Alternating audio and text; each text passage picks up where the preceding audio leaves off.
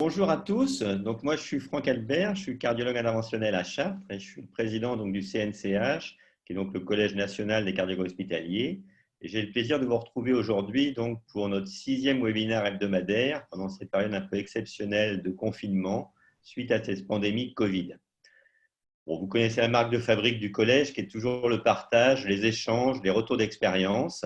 Et nous avons la chance aujourd'hui de faire le point donc avec l'Afrique de l'Ouest et le Maghreb pour faire l'état des lieux du Covid au Maroc avec le professeur Bernis, donc, qui est le passe-président de la Société de cardiologie du Maroc, et l'état des lieux du Covid au Sénégal avec le professeur Abdoul Khan, qui est le président de la Société de cardiologie du Sénégal. Je connais très bien Abdoul depuis très longtemps et je suis très honoré de vous avoir tous les deux ce jour pour partager ensemble vos expériences. À ce jour, en France, on a 140 000 cas de patients contaminés, 25 000 décès, donc beaucoup de décès malgré un système de santé performant, semble-t-il. Le premier cas en France est arrivé le 24 janvier et un plan blanc seulement mis en place effectivement 6 semaines après, le 17 mars. Au Maroc, vous avez 5 000 cas, je crois, moins de 200 morts, et au Sénégal, 1 500 cas et très peu de morts. Donc manifestement, vous avez beaucoup moins de morts qu'en France et on a probablement beaucoup de choses à apprendre avec ce webinaire. On amorce, vous savez, le déconfinement ce jour en France à partir de lundi prochain, déconfinement progressif et raisonné, avec une France qui va être coupée en deux, une partie rouge, notamment l'Île-de-France et l'Est de la France, qui était un peu le démarrage avec les clusters qu'on a eu donc il y a 6 à 8 semaines, et le reste en vert. Alors à ce jour, vous êtes plus de 1200 inscrits. Vous pouvez nous suivre en direct et si vous n'arrivez pas à vous connecter, vous pouvez aussi nous suivre sur la page Facebook du CNCH et vous reverrez de toute façon cette version qui est enregistrée dès demain.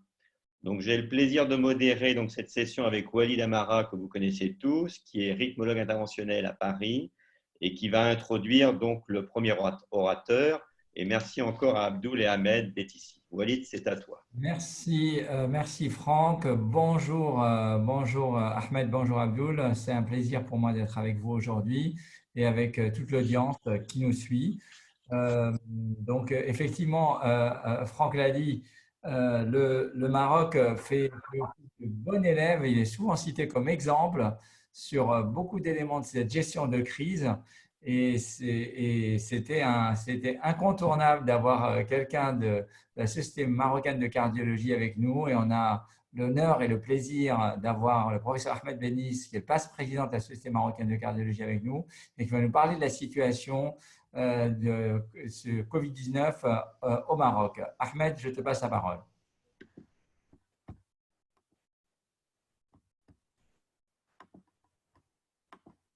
Merci Walid, merci Franck. Alors tout d'abord, j'ai le plaisir et l'honneur de vous présenter la situation au Maroc. Alors pour aller droit au but, nous avons à ce moment-là 5219 cas de cas Covid. Nous avons 3200 actifs. Nous déplorons moins de 200 décès, 181 exactement, et nous avons 1838 cas de guérison. Jusqu'à ce moment-là, nous avons plus de 50 000 personnes qui ont été testées et dont le diagnostic a été éliminé Covid. Et nous avons aujourd'hui 3 clusters, on va dire.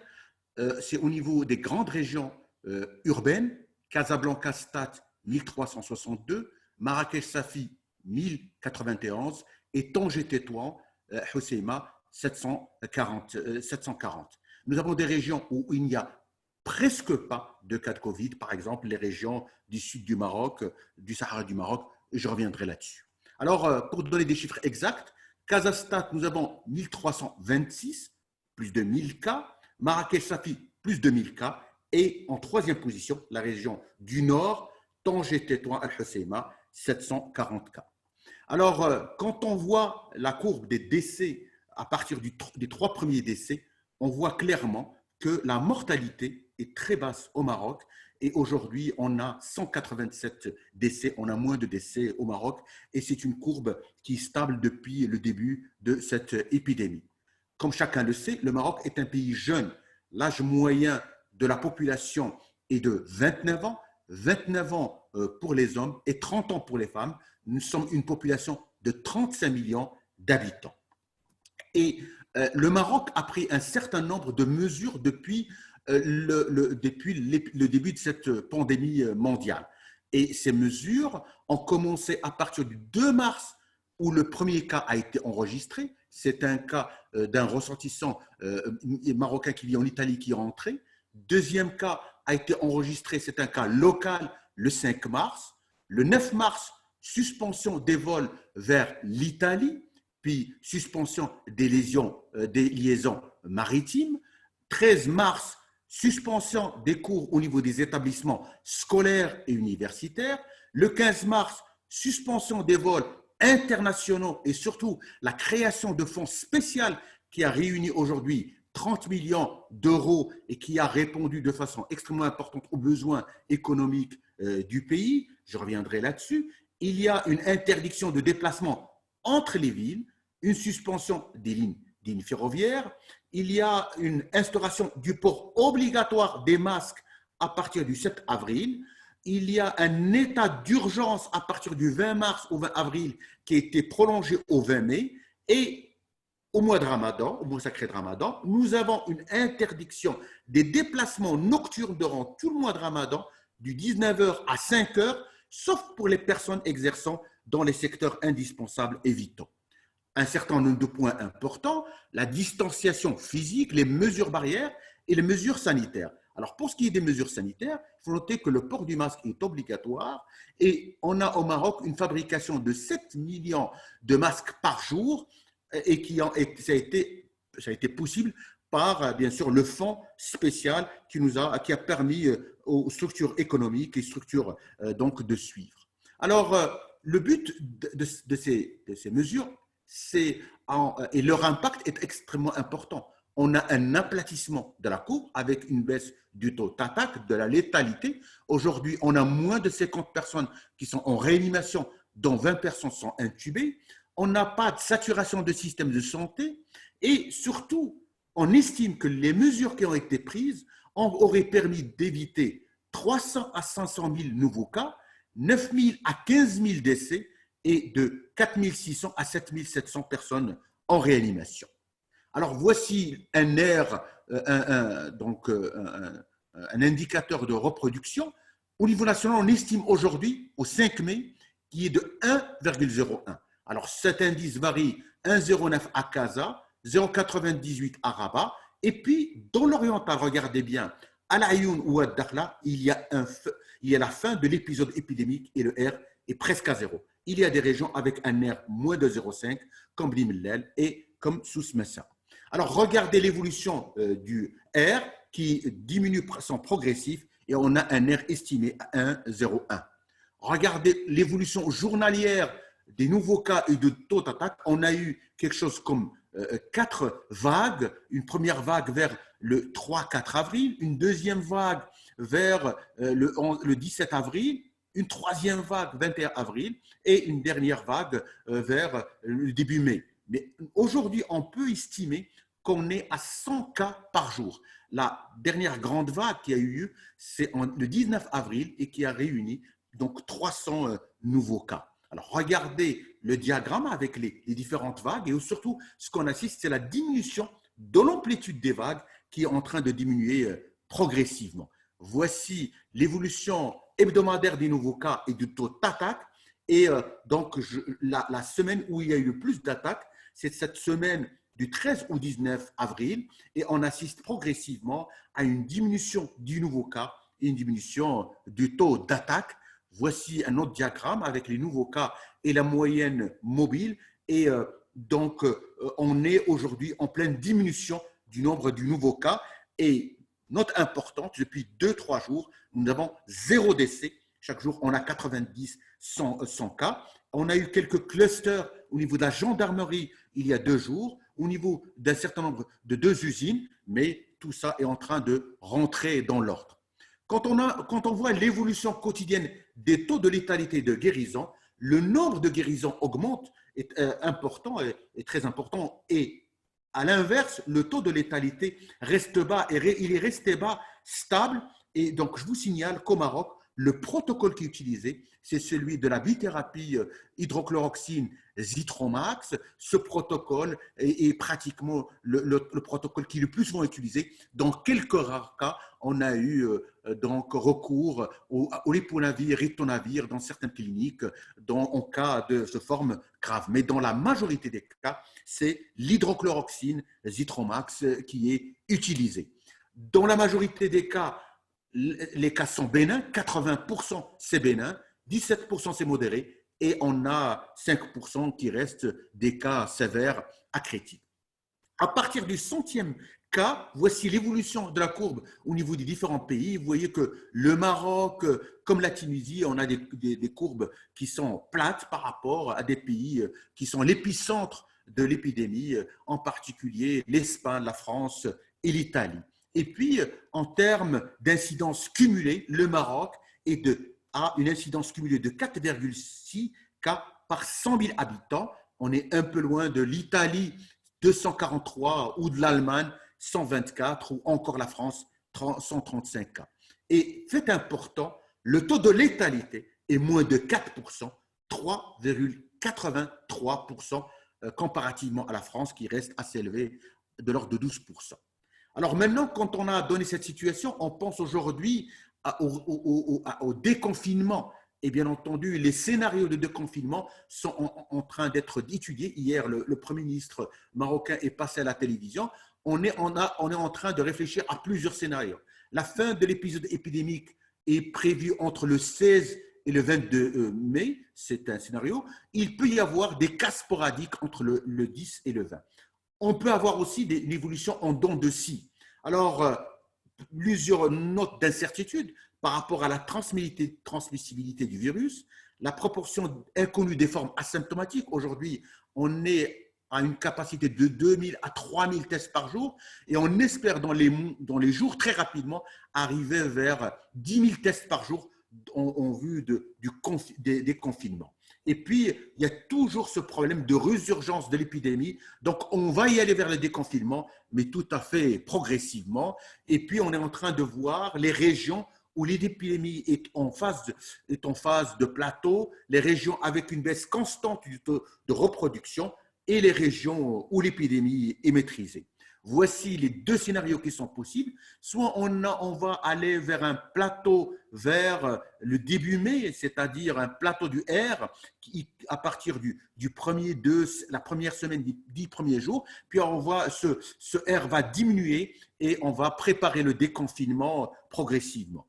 Deuxième possibilité, scénario, c'est le plateau il reste quelques petits foyers avec quelques clusters qui vont apparaître et on va essayer de gérer, bien sûr, en fonction des deux scénarios, la situation. Alors, quand on voit aux propositions de Singapour par rapport à cette épidémie au Maroc, on estime que vers le 29 mai, il y aurait la fin de 97% et vers le 18 juin, pratiquement, c'est des prévisions de Singapour, la fin de cette épidémie au Maroc. On doit surtout réfléchir à la progressivité parce que le Maroc connaît, comme partout dans le monde, il connaîtra peut-être une grande crise économique par la suite. Donc, il faudrait relancer l'économie et on est en train de repenser à la priorisation des secteurs sur la base de l'impact socio-économique du risque de transmission de la maladie. Alors, progressivement, on va penser à la composante industrielle, au milieu scolaire, aux déplacements, aux mosquées, qui est une notion importante, aux cérémonies, au café, d'autant plus que le 20 mai, il va y avoir le début de la fin du Ramadan. La fin du Ramadan, c'est vers le 23, il va y avoir la fête, il va y avoir… Donc, on est en train de réfléchir à tous ces scénarios-là. Alors, on va en prendre en considération tous ces données-là et puis les indicateurs qu'on a définis pour la levée du confinement, avoir donc un taux de moins de 0,7, des cas actifs moins de 5 pour 100 000 habitants, un taux de létalité moins de 3,6% et une proportion des formes sévères par rapport aux formes critiques moins de 10%. Mais bien entendu, tout cela, on va adapter notre système de santé en post de confinement et progressivement, le but, c'est de réussir le retour à la normale du système de soins sans congestionnement. Voilà. Merci beaucoup. Merci Ahmed, c'était très, très, très clair. Euh, Où est-ce que vous en êtes dans ce… Qu'est-ce qui est ouvert, qu'est-ce qui est fermé quand on est à Casablanca alors? Alors, Bon, les cafés sont fermés, les restaurants sont fermés, les commerces qui sont ouverts, c'est les commerces d'alimentation qui restent ouverts.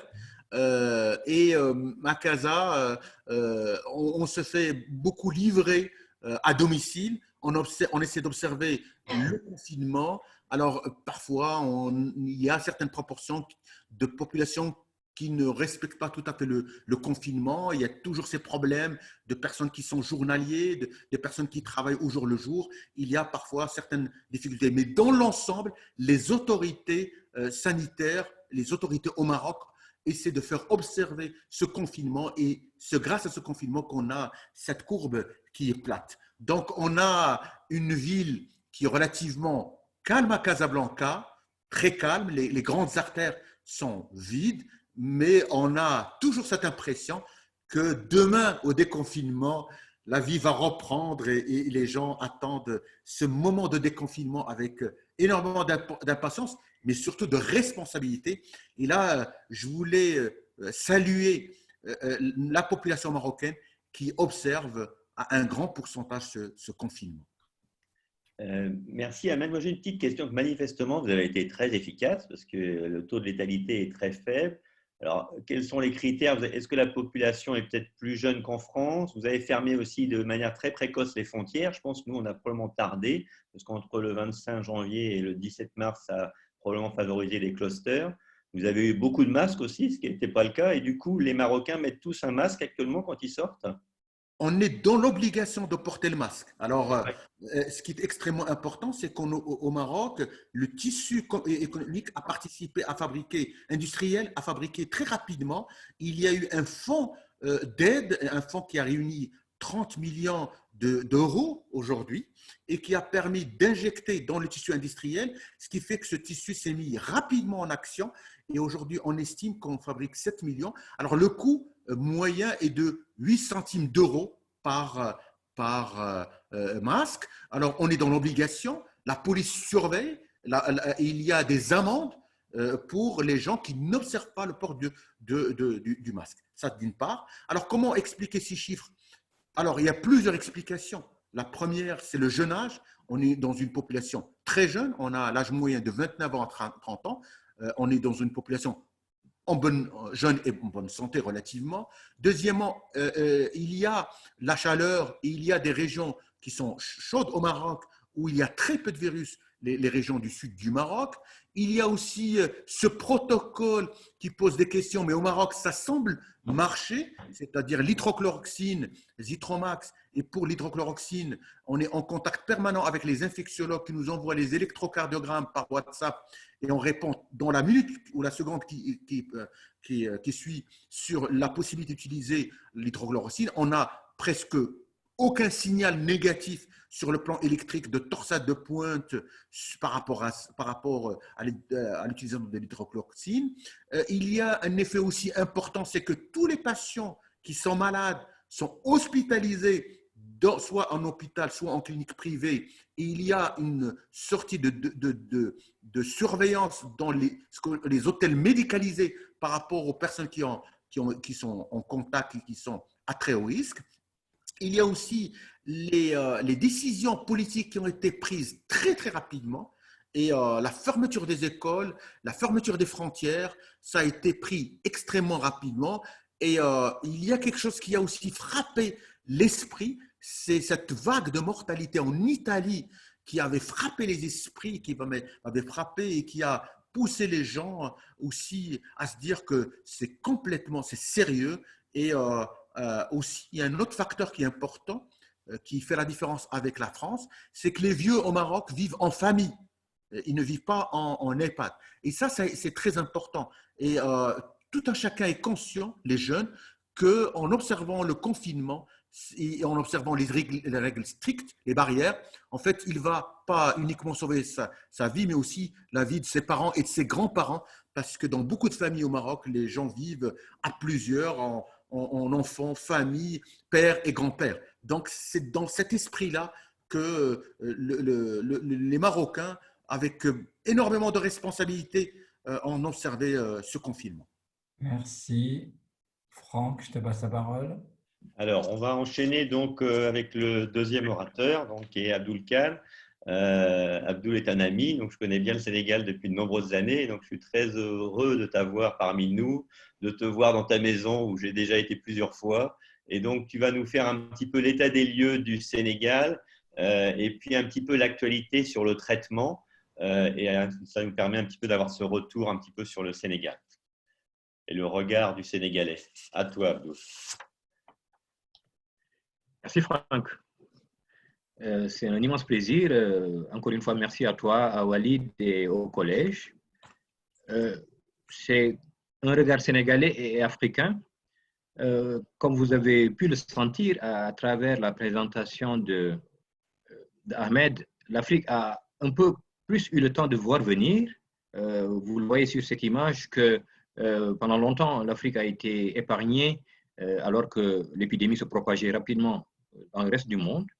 Aujourd'hui, on a vu que très rapidement, les choses sont en train de croître, d'augmenter, mais d'augmenter à un niveau qui reste nettement inférieur à ce qu'on peut voir, par exemple, en Italie ou en Espagne. En bas, vous avez des courbes de certains pays africains, dont le Sénégal. Abdoul, il va falloir partager ton écran. Partage ton écran. Ouais. On ne voyait pas tes diapositives. Vous ne voyez pas mes diapos? Alors, on ne les voit pas encore, non?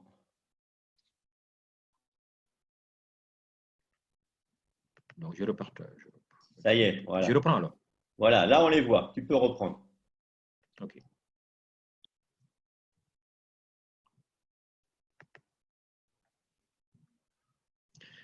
L'Afrique a pu voir venir l'épidémie. Vous voyez sur cette diapositive que pendant que la plupart des pays d'Europe et même d'Asie étaient frappés par l'épidémie, l'Afrique était un continent relativement préservé. Et puis, très vite, on a vu augmenter le nombre de cas, parfois de façon exponentielle, mais on retrouve jusqu'à aujourd'hui une prévalence beaucoup moins importante que ce qu'on voit dans les pays européens, par exemple. Vous voyez ici, en haut de courbe, vous avez l'Italie ou l'Espagne, et bien plus bas, vous avez ce que vous notez dans certains pays africains, notamment d'Afrique subsaharienne. Donc, on voit clairement que l'épidémie n'a pas atteint l'Afrique, notamment subsaharienne, dans les mêmes proportions que ce qui a pu être observé ailleurs.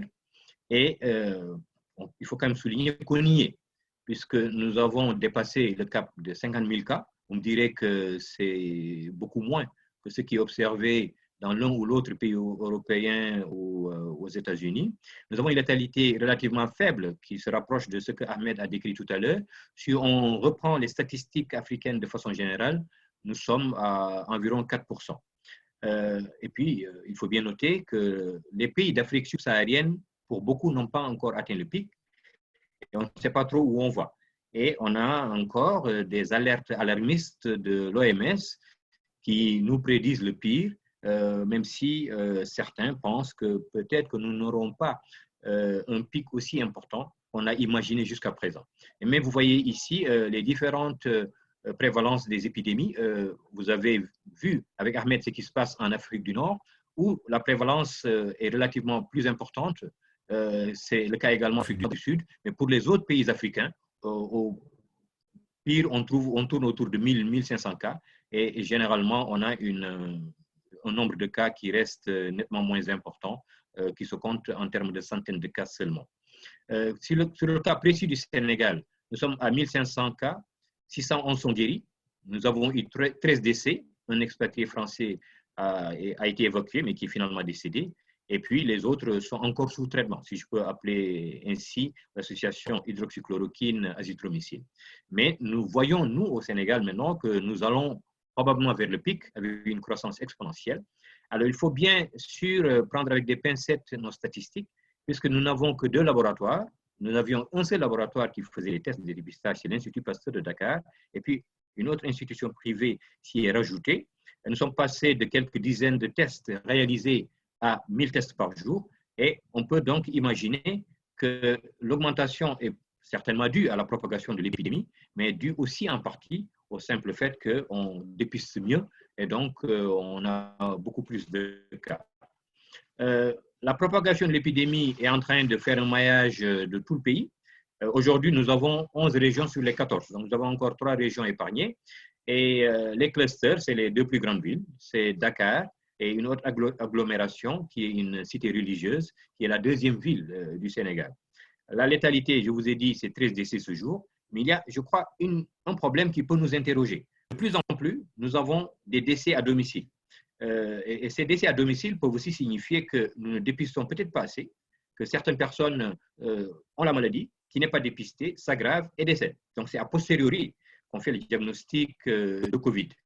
Et l'autre élément intéressant à noter, c'est que la prise en charge jusqu'ici a surtout été hospitalière. C'est pour cette raison-là qu'il ne faut pas toujours comparer nos statistiques à ce qui peut se retrouver en Europe, puisque mon dénominateur comporte aussi les formes asymptomatiques. Et donc, forcément, je peux, on va dire, sous-estimer un peu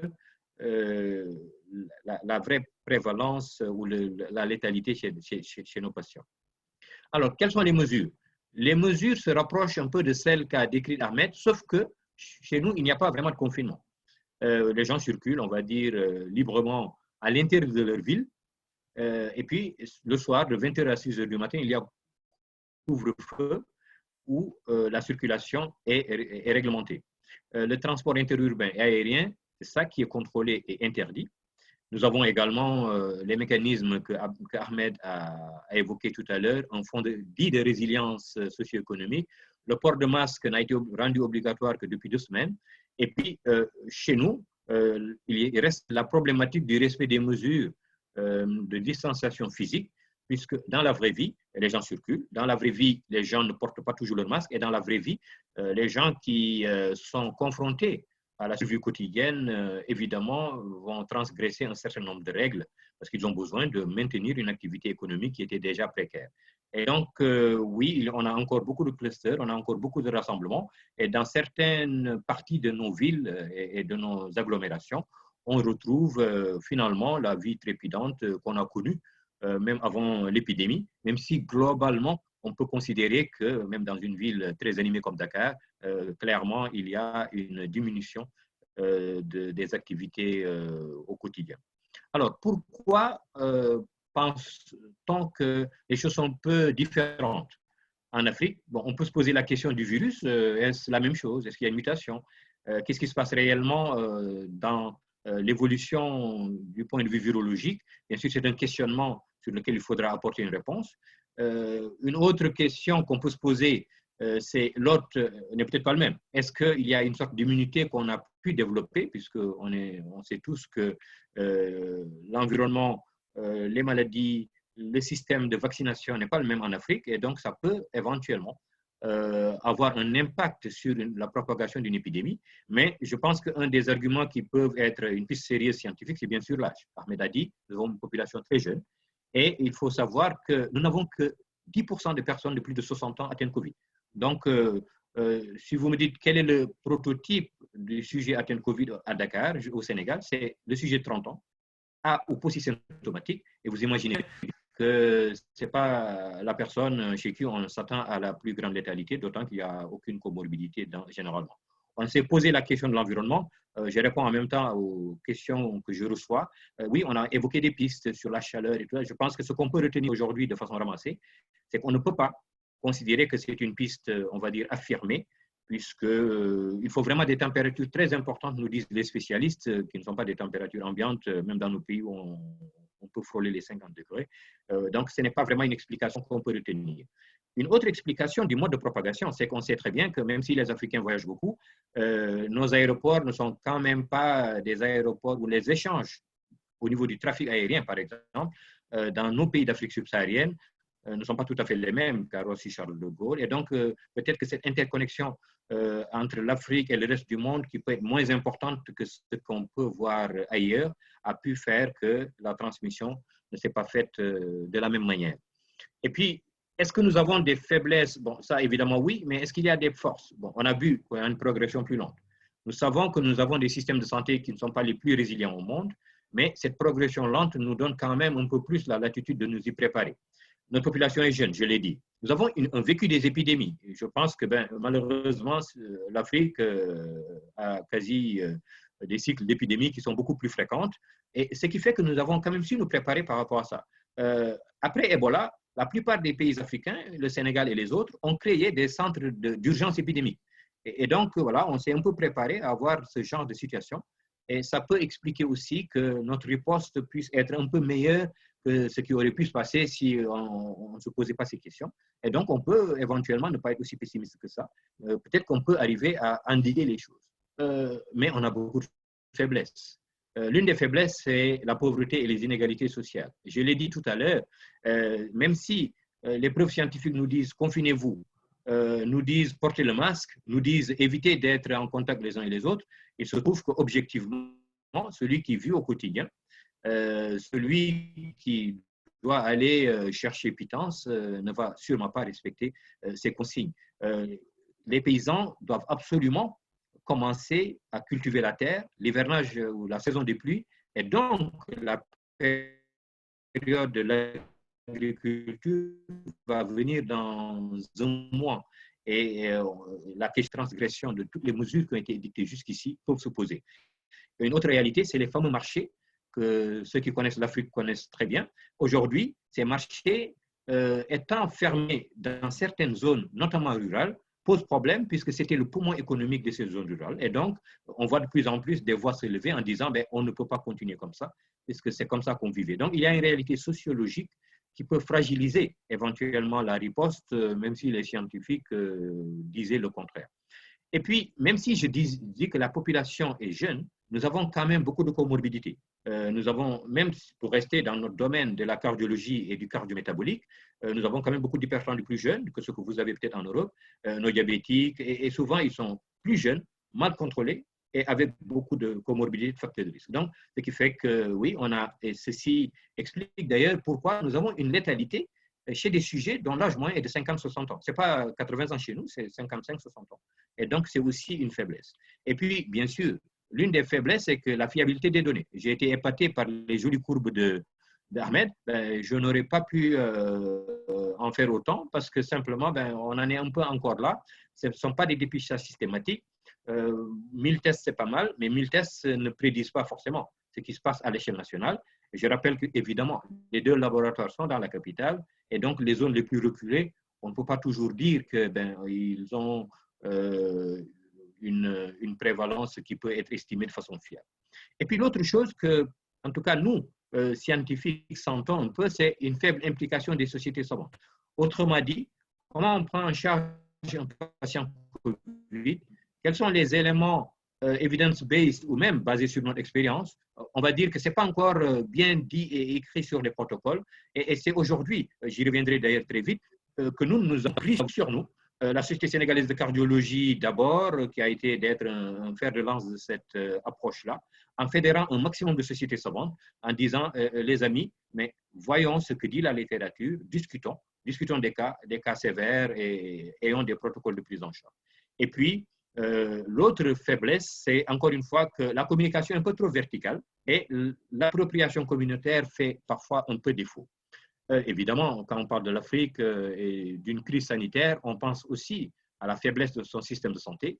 Nous savons très bien que des structures de réanimation sont très rarement présentes sur le continent. Je donne quelques chiffres que vous avez certainement. 5 lits pour 1 million d'habitants en Afrique, alors que vous en avez 4000 en Europe. Nous avons moins de médecins ou de 2 médecins pour 10 000 habitants dans beaucoup de pays africains et les dépenses en santé sont très faibles.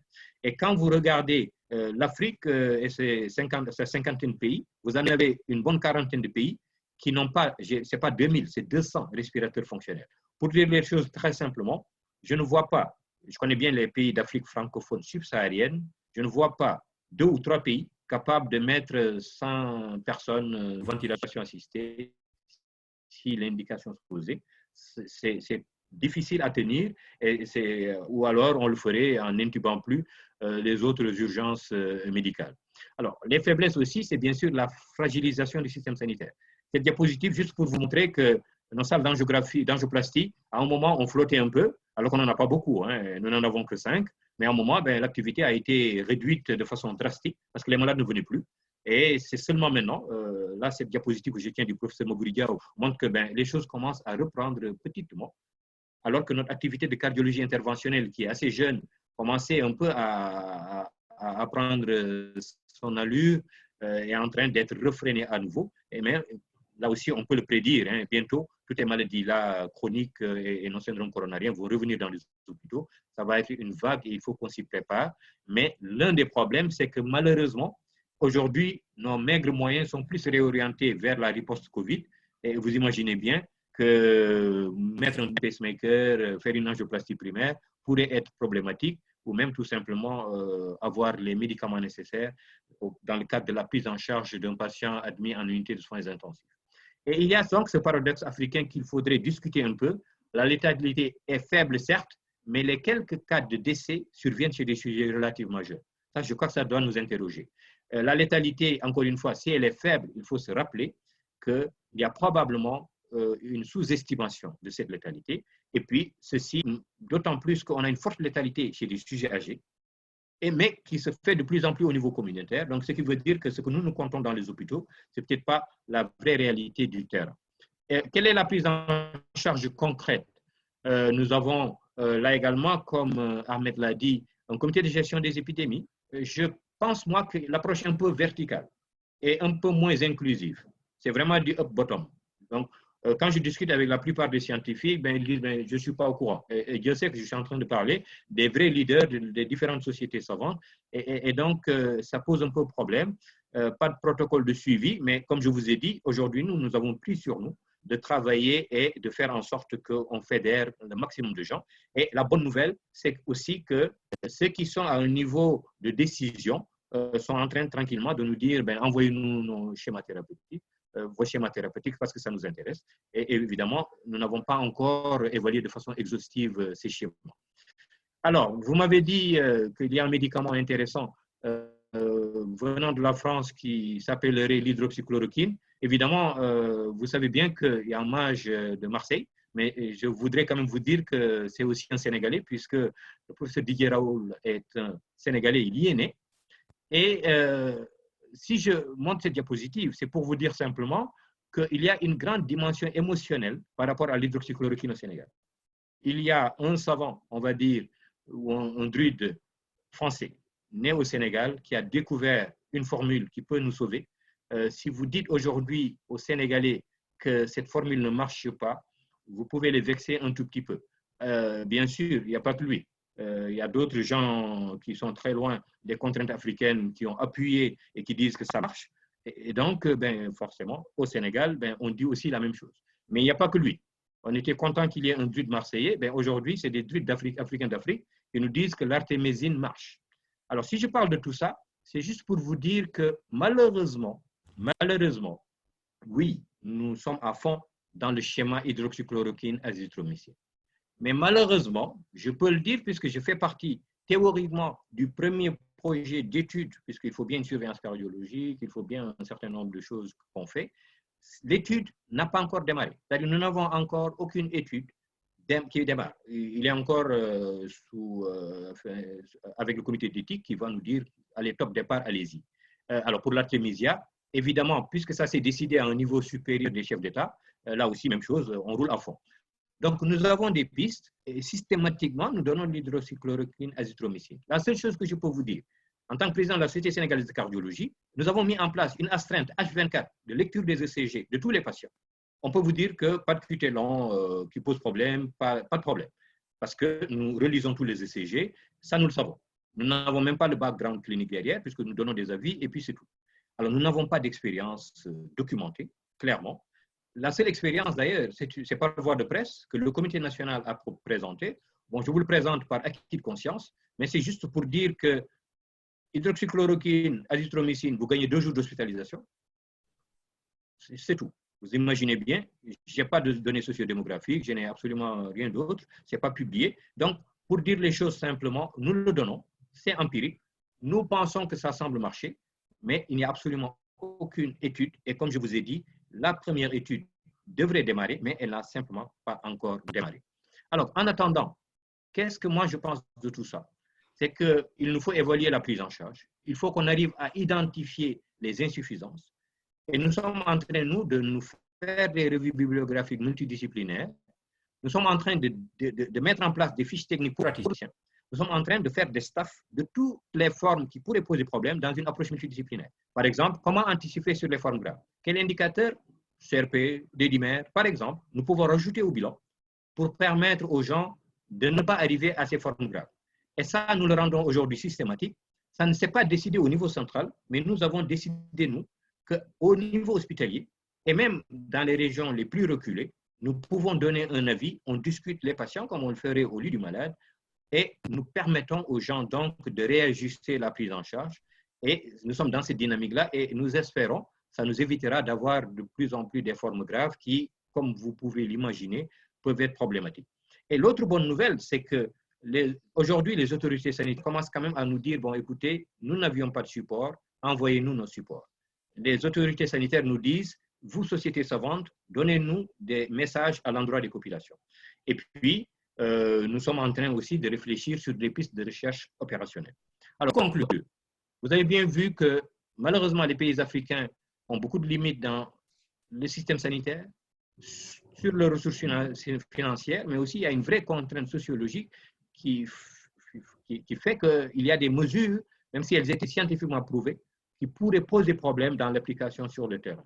Et donc, je crois qu'il faut promouvoir un certain nombre de pistes. Je les appelle pistes africaines, mais c'est simplement contextualisé, mais en sachant que ça peut aussi être des pistes valables pour tout le monde. Il nous faut apprendre de ce qui s'est passé ailleurs, puisque comme je l'ai dit, on a vu, nous, l'épidémie venir.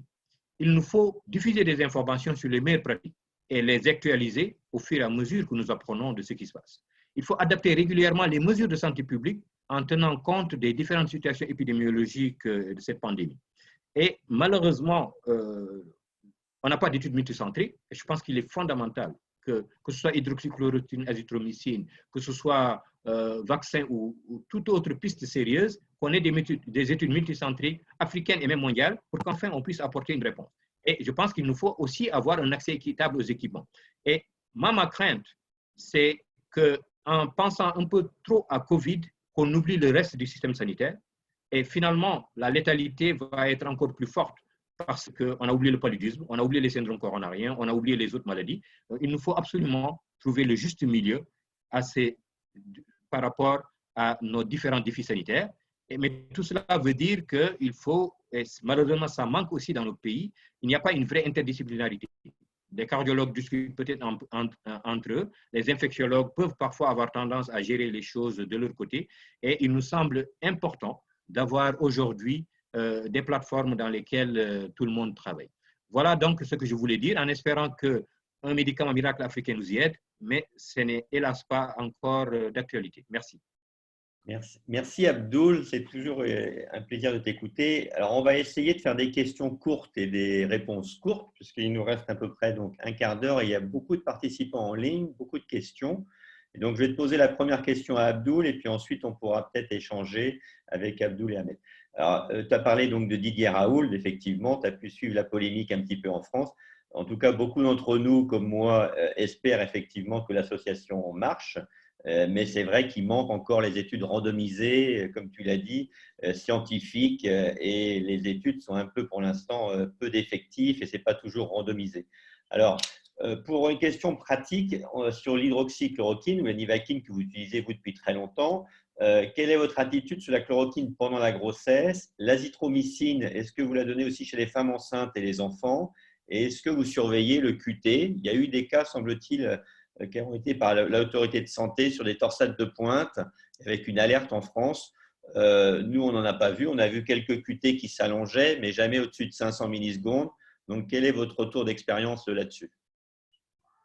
Pour ce qui est de l'expérience sénégalaise sur le millier des CG qui ont été lus, pas vraiment d'allongement de l'intervalle QT, pas d'arythmie significative. Et je peux te dire que nous, dans notre pratique, nous n'excluons pas grand monde dans nos protocoles hydroxychloroquine, parce que tu l'as dit, hein, nous avons tous grandi en prenant ou en prescrivant de l'hydroxychloroquine depuis des années. Et moi, l'impression ou mon sentiment est le suivant. La maladie peut être différente selon le terrain. Je pense que prendre quelqu'un qui est asymptomatique, qui n'a pas de comorbidité, je pense que le risque est très minime ou faible. Ce n'est absolument pas la même chose que vous vous retrouviez à prescrire de l'hydroxychloroquine chez quelqu'un qui a une hypoxémie, qui a un iono perturbé, etc., etc. Et je pense que c'est vraiment contextualisé. Et c'est là qu'il faut vraiment choisir les bonnes indications. Si on doit le faire, même si on n'a pas encore de preuves, il faut vraiment rester sur les formes A ou polysymptomatiques ou c'est les formes modérées. Pour ce qui est de la grossesse, ce que nous disent les personnes qui ont l'habitude de prescrire les rhumatos ou les dermatos, c'est qu'ils le prescrivent au cours de la grossesse. Donc, je pense que c'est un médicament qu'on peut quand même manipuler de façon générale sans trop de risques, en sachant que sur certains terrains explosifs, où il n'y a plus d'enjeu d'ailleurs, il faut peut-être s'en méfier.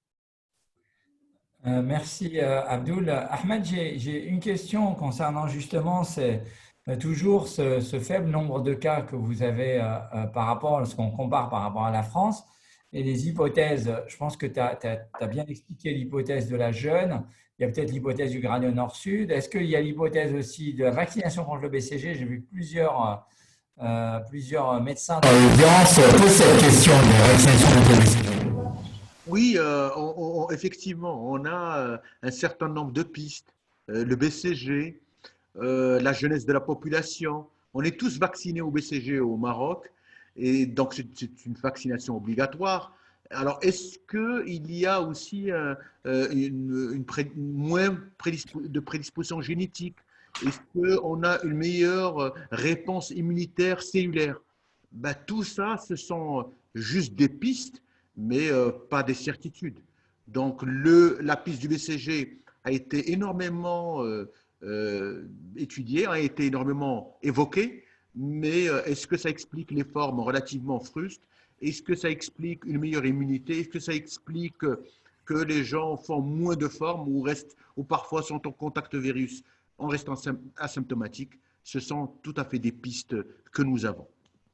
Une question pour les deux, c'est est-ce que vous craignez la deuxième vague ou vous êtes confiant et vous dites la deuxième vague, c'est peut-être la deuxième vague, comme disait Abdoul, des patients qui n'ont pas consulté tout simplement?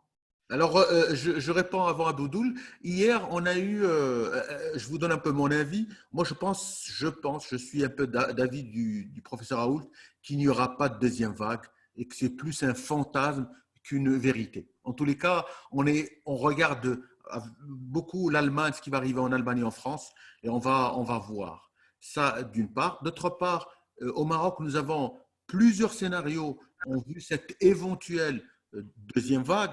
Et on a soit le R va continuer à diminuer et à ce moment-là, ça va être le déconfinement progressif, soit on va garder quelques clusters après le 15-20 mai, de temps en temps des petits clusters et à ce moment-là, on fera un peu plus attention. Mais en tous les cas, du point de vue politique au Maroc, on s'attend aux deux possibilités et les deux scénarios sont prévus. Mais mon sentiment, c'est qu'il n'y aura pas de deuxième vague. C'est mon sentiment.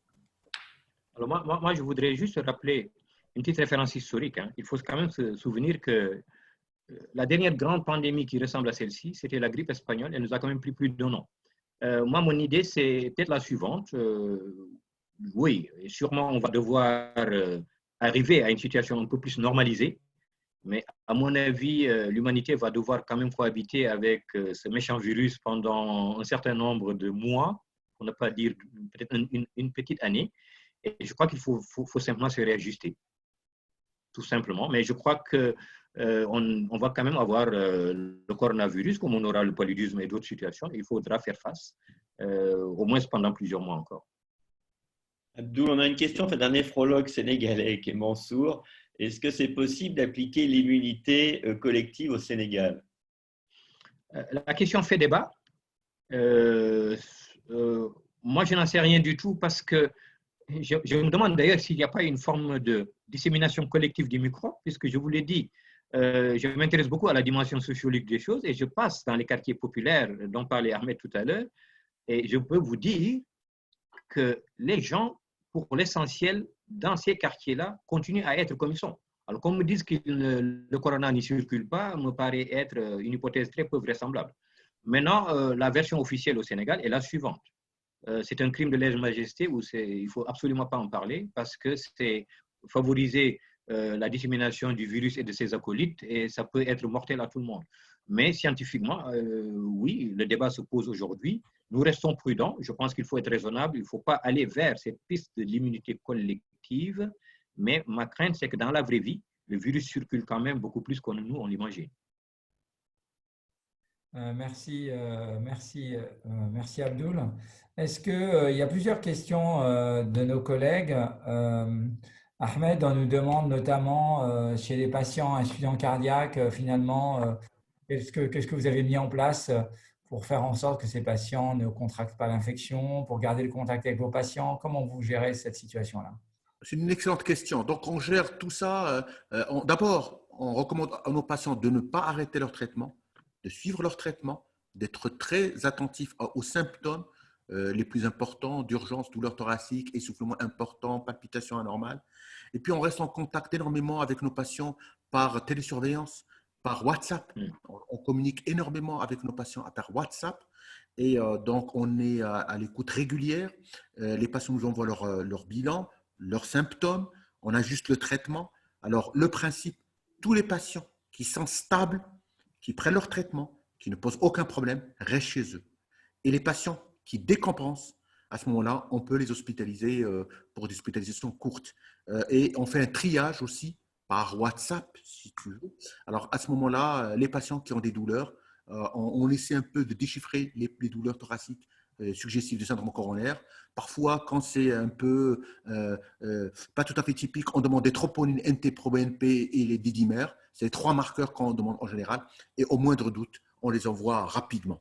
Et on a remarqué la même chose qu'Abdoul Khan, une diminution des syndromes coronaires aigus au Maroc, 40% d'à peu près, de moins de fréquentation dans les salles de coronarographie, de prise en charge des syndromes coronaires aigus. Voilà un peu ce que je voulais vous dire. Merci Ahmed. On a une petite question pour Abdoul sur le possible apport des médecines alternatives ou médecines naturelles dans le cadre de la recherche thérapeutique. Alors, on a évoqué le magnésium. Est-ce que vous avez une expérience au Sénégal?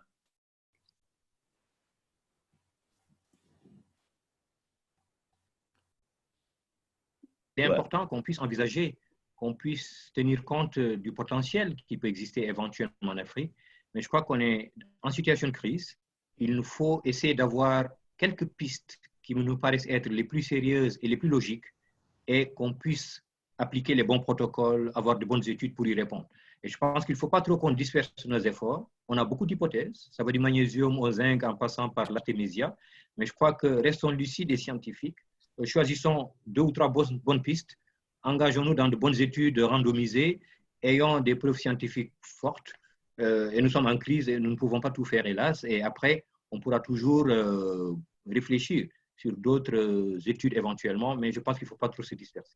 En discutant avec les infectiologues, si tu permets, Abdoul, c'est qu'ils mettent le protocole hydroxychloroquine, azithromax, marche très bien pour les premiers stades, stade 1-2, bien avant l'orage cytokinique que tu connais. Deuxièmement, on a un certain nombre d'infectiologues qui utilisent de la corticothérapie pour les patients les plus inflammatoires. On a une bonne expérience là-dessus parmi les infectiologues. Et la plupart, le retour que j'ai des infectiologues, c'est que l'évolution est dans la majorité des cas est relativement positive. Alors, on ajoute aussi… Voilà, vas-y. Si j'ai une minute, c'est exactement… Alors, c'est toujours la même chose. Est-ce que nous avons des évidences? Malheureusement, très peu. Maintenant, puisque nous n'avons pas d'évidence, il faut au lit du malade, au chevet du malade, au cas par cas, légiférer. Et c'est exactement ce que tu dis que nous sommes en train de faire. Nous n'excluons rien. Aux formes précoces, nous pouvons, et nous pensons d'ailleurs nous, que ce n'est pas forme tardive qu'il faut envisager l'association. La corticothérapie peut être envisagée au cas par cas. Et c'est exactement cette approche-là. Je voulais juste souligner un petit point par rapport à la vaccination. Justement, nous, pour anticiper les formes sévères, mais là aussi, soyons prudents, piste de recherche, quelqu'un nous a dit, et nous allons nous l'inclure comme piste de recherche. On va mettre une intradermo-réaction à la tuberculine, et ceux qui sont positifs, tiens, peut-être la question d'immunité. Peut-être que demain, a posteriori, on pourrait dire que chez ces personnes-là, il y a peut-être une immunité qui s'est développée et qu'ils auront peut-être moins vers les formes graves. Mais encore une fois, soyons prudents. allons-y au cas par cas. Nous avons très peu d'évidence. Après, c'est notre bon sens de clinicien qui devrait pouvoir faire la différence. Une question courte pour Ahmed. On est à la moitié du Ramadan. Est-ce que ça a été décidé comment se gère l'Aïd? Pas encore. Alors, hier, le Premier ministre est passé à la télé, comme j'ai dit. Alors, le 20, en principe, c'est la fin de l'état d'urgence. On n'a pas de réponse aujourd'hui, mais je pense que ça va certainement être prolongé parce que je pense qu'il va y avoir prudence et progressivité. Et je pense que ça va être prolongé au-delà de l'Aïd. Et je pense qu'il ne va pas y avoir de déconfinement le 20. C'est mon avis personnel. Je pense que ça va avoir lieu vers le 27. Voilà, réponse courte. Merci, merci. Tout à fait. Ce sera la même chose au Sénégal. On arrive à la fin, donc je vais faire le petit mot de conclusion en vous remerciant tous les deux parce que ça a été très interactif. Vous avez été nombreux donc, à nous suivre sur ce webinaire, hein, plus de 180 personnes, avec un retour d'expérience du Maroc et du Sénégal. C'est très précieux pour la France parce que vous avez été très performants, je pense. Beaucoup de questions, beaucoup d'échanges. Cette conférence donc, a été enregistrée. Pour ceux qui n'ont pas pu se connecter, vous pourrez la revoir dès demain donc, sur YouTube ou sur Cardio Online avec la Société française de cardiologie. On peut espérer à chacun un déconfinement progressif et j'espère que ça sera un succès et qu'il n'y aura pas de deuxième vague avec un retour à la normale dans quelques mois ou d'ici la fin de l'année. J'ai une pensée aussi pour nos fellows marocains ou sénégalais qui sont loin de leur famille, qui ne savent pas s'ils pourront rentrer les voir prochainement. Et que c'est vrai que, mais heureusement, il y a beaucoup de solidarité en France et on s'associe un peu parfois leur désespoir pour bien s'occuper d'eux. On espère aussi qu'il y aura peut-être un effet climat. Alors, le prochain webinaire, il sera axé sur la télémédecine et la télécardiologie. Ça sera jeudi prochain à 18 h avec une présentation de 2 plateformes assez innovantes. La plateforme Satellia pour l'insuffisance cardiaque et puis la plateforme Easy Cardio pour développer la téléconsultation et la préconsultation en cardiologie.